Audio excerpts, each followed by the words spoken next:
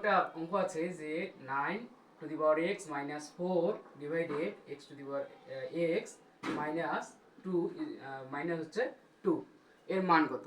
তো এই ধরনের অঙ্কগুলো যখন আমরা করব তখন আমরা দেখি কিভাবে করি। তো প্রথমে আছে যে 9x মাইনাস হচ্ছে 4 ডিভাইডেড 3x মাইনাস 2 মাইনাস 2।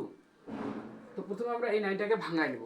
তো এটা আমরা সহজে ভাঙায় নিতে পারি। 3 আমি এক্সটা ভিতরে নিলাম এবং এক্স স্কোয়ারটা বাইরে নিলাম, মাইনাস 2 এর উপর এক্স স্কোয়ার দিলে 2 দুগুণ কত হয় 4 হয়।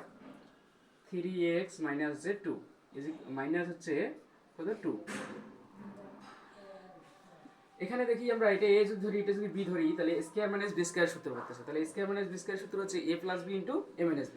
তাহলে a plus b into a minus b divided নিচে কি থাকলো 3x মাইনাস 2 মাইনাস কত 2। তো আমরা এটাকে কিভাবে করতে পারি? তো এই যে 3x minus 2 3x square minus 2 এটা আর 3x মাইনাস 2 এটা কাটা যায়। তাহলে কি থাকলো এখানে যে 3x প্লাস 2 মাইনাস 2।